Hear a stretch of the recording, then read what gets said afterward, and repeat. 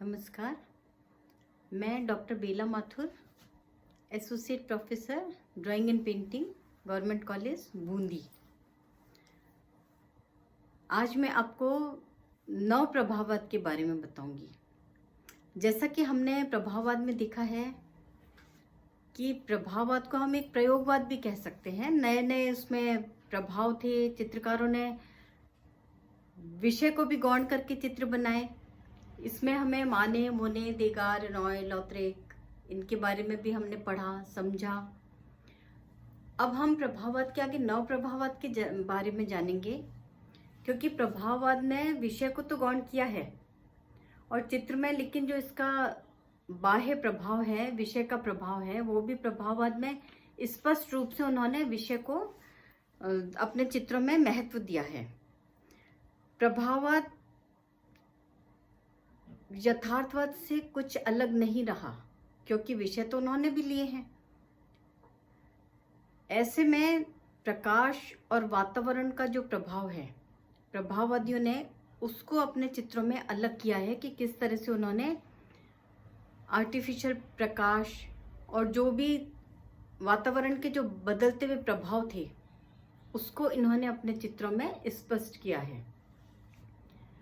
जैसे आपने देखा कि माने ने किस तरह से पेंटिंग्स बनाई है, वो जो था प्रभाव, वो था कि जो भी आपको सामने दृश्य दिख रहा है, उसमें एक क्षणिक जो आपका जो अभिव्यक्ति है, उसमें रंगों के माध्यम से एक चेंज किया गया था कि जो आपको जो भी चित्र दिखे उसमें कुछ आपको नयापन प्रतीत हो। लेकिन प्रभाववाद ने विषय को तो अपना गौण स्थान दे दिया, यथार्थवाद से पूर्ण रूप से ये पृथक भी नहीं हो पाया। तो ऐसे में जो आधुनिक कला का जो रूपात्मक विशुद्ध दृष्टिकोण था, उसको अपनाने में कलाकार कठिनाई का अनुभव कर रहे थे। इसी कड़ी में आप देखिए कि नव प्रभाववाद का भी जन्म हुआ, क्योंकि जो प्रभाववाद की जो त्रुटियां थी, गलतियां थी, छोटी छोटी कमियां थी, क्योंकि आपको पता है हर व्यक्ति का अपना एक समझ होती है, अपना कुछ नयापन करने की एक सब में लालसा होती है। ऐसे में जॉर्ज सोरा ने एक नई शैली को जन्म दिया, जिसको हम कहते हैं नव प्रभाववाद, या इसको हम बिंदुवाद भी कह सकते हैं। प्रभाववाद के बाद नव प्रभाववाद का जन्म हुआ, यानी इसके साथ ही बिंदुवाद का जन्म हुआ है। तो प्रभाववाद से असंतुष्ट होकर रेनॉय ने भी मानवाकृतियों को एक बार ठोस रूप में चित्रित किया था कि वो नाटकीय अनुभव होने लगी थी। स्नानमग्न युवतियां जो रेनॉय ने चित्र बनाया, इसमें जो आकृतियां थी वो मनुष्य की आकृतियां ठोस रूप में चित्रित की गई थी। लगभग उसी समय जॉर्ज सोरा ने अपना चित्र बनाया स्नानमग्ना, जो बिंदुवाद या नव प्रभाववाद का प्रथम चित्र कहलाया। किंतु अब देखिए, रेनॉय और सोरा की जो अभिव्यक्ति थी और जो अंकन पद्धति थी, जो अपने मनोभाव को अभिव्यक्त करने की जो अंकन पद्धति थी, उसमें बहुत अंतर था। तो सोरा ने जो 1884 में 1884 में सैलो दे अंदेपांदा चित्र प्रदर्शनी हुई थी, उसमें अपने चित्र को रखा, स्नानमग्न जो चित्र बनाया। इस चित्र में सोरा, रेनॉय, रेंदो सभी ने ये चित्र को देखा और इन्होंने उस चित्र को काफी पसंद भी किया।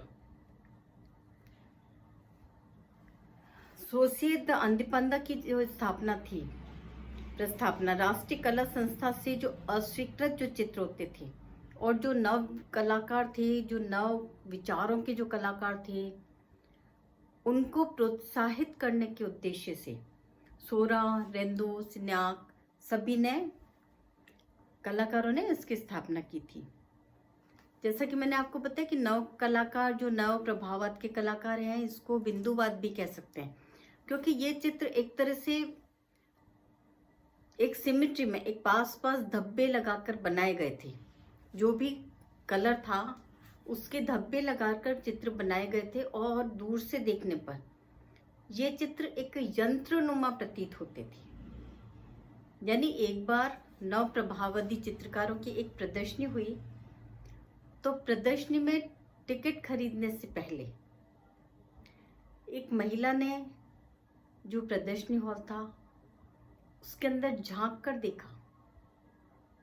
फिर जो वहाँ आर्टिस्ट बैठे थे उनसे पूछा कि क्या ऐसा है, ये चित्र किसी यंत्र की सहायता से बनाए गए हैं? तब उन्होंने कहा नहीं, क्योंकि वो चित्र यांत्रिक प्रतीत होते हैं। जैसे अपन लोग जो चित्र बनाते हैं इनमें जो कलर्स करते हैं वो तो हम लोग फ्लैट कलर्स या मिश्रित कलर्स इस तरह से करते हैं, लेकिन नव प्रभाववादियों ने क्या है, विशुद्ध जो मूल रंग हैं, जो मेन कलर्स हैं, उसके छोटे छोटे धब्बे लगाकर, मेन कलर्स के छोटे छोटे धब्बे लगाकर चित्र की आकृतियां बनाई हैं और रंगांकन किया है। ये नव प्रभाववादियों की जो अंकन पद्धति है उसकी विशेषता थी कि सिमेट्री में पास पास छोटे रंग के धब्बे लगाकर चित्र में प्रभाव उत्पन्न किया जा सकता है। जैसे अभी सोरा सिन्याक ये नव प्रभाववादी कलाकार हैं। इन्होंने क्या किया, सोरा ने जैसे सर्कस के चित्र बनाए हैं, श्रृंगार के चित्र बनाए हैं, नृत्य के चित्र बनाए हैं, भिन्न भिन्न मुद्राओं के भी चित्र बनाए हैं, मानवाकृतियों की जो भिन्न भिन्न मुद्राएं हैं। लेकिन ये जो चित्र हैं इनके, ये नव प्रभाववाद के अंतर्गत माने गए क्योंकि ये बिंदुवादी चित्र थे। नव प्रभाववाद को हम बिंदुवाद भी कह सकते हैं।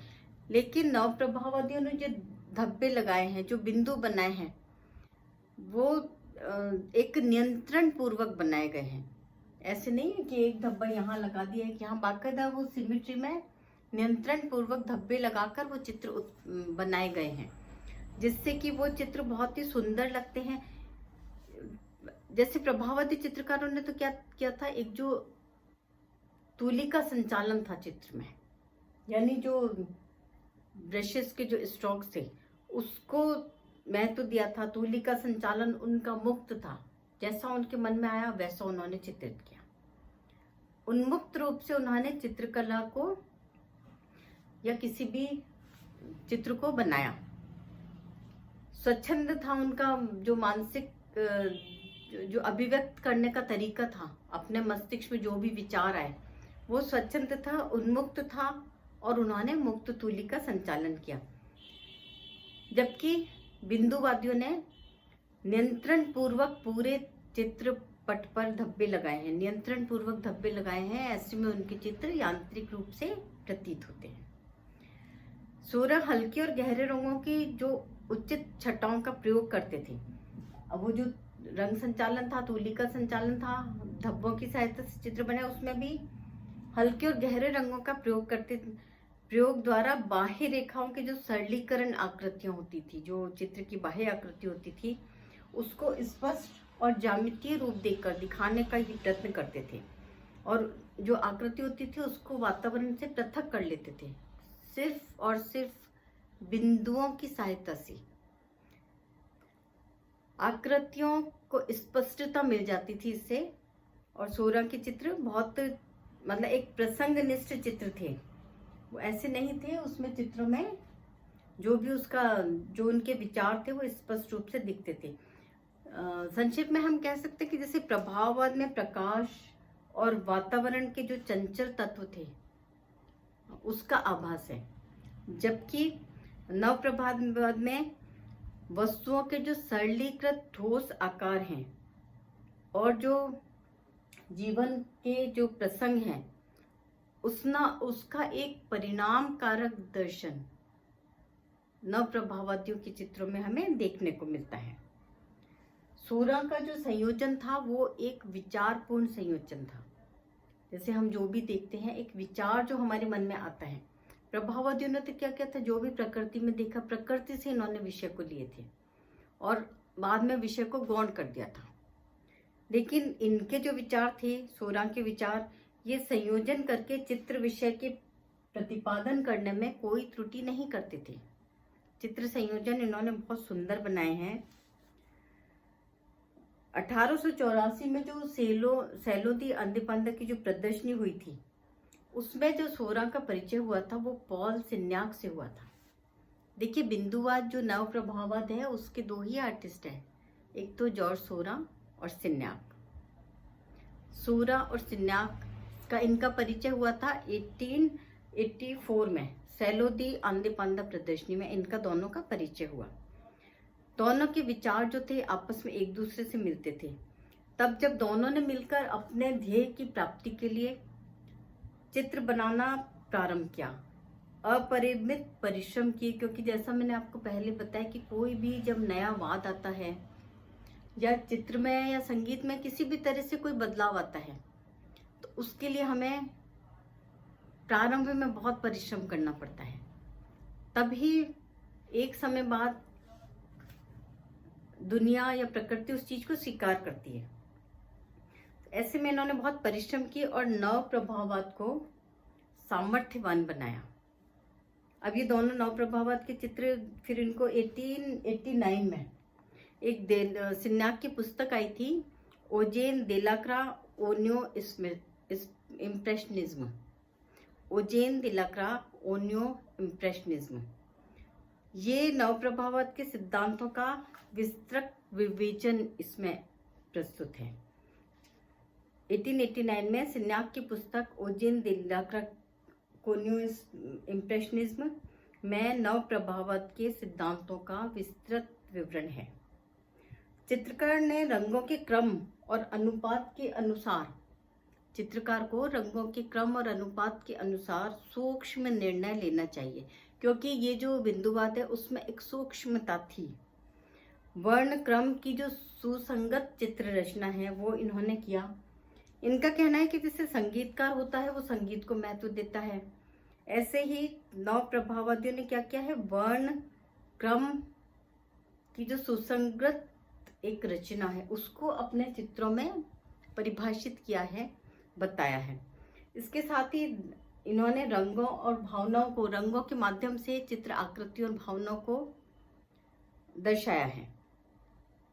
नव प्रभात की परिभाषा करते हुए सिन्याक ने लिखा है एक बार कि यकारक सूरा को ज्ञात हुआ कि चित्र क्या है। चित्र का अर्थ है लय, संतुलन एवं विरोध के नियमों का पालन करके की गई रचना। चित्र निसर्ग का अनुसरण मात्र नहीं है, चित्र श्रेष्ठ श्रेणी का सृजन है, जबकि निसर्ग का अनुकरण करके की गई कृति अवसरवाद मात्र है। नव प्रभाववादियों ने विज्ञान पर भी अत्यधिक बल दिया, क्योंकि जो इनकी ये अंकन पद्धति थी ये एक रंगांकन जो पद्धति है इसके नियमों को इन्होंने पहले निश्चित किया है और विज्ञानी जो रूढ़ है उन्होंने रंगों संबंधित प्रयोग करके सिद्ध किया कि रंगों के प्रत्यक्ष मिश्रण से नेत्रों द्वारा किया गया मिश्रण या दृष्टिजन्य मिश्रण, जो हमारे नेत्र करते हैं मिश्रण चित्रों का, दृष्टिजन्य मिश्रण का परिणाम अधिक तीव्र और चमकीला होता है। इस आविष्कार से नव प्रभाववादियों को नई प्रेरणा मिली, नया उत्साह इनमें जागृत हुआ। उन्होंने रंगों का ये जो प्रत्यक्ष मिश्रण था इसके स्थान पर भिन्न मूल रंगों के धब्बों को समीप अंकित करके मिश्रित रंग का प्रभाव चित्रित करना शुरू किया।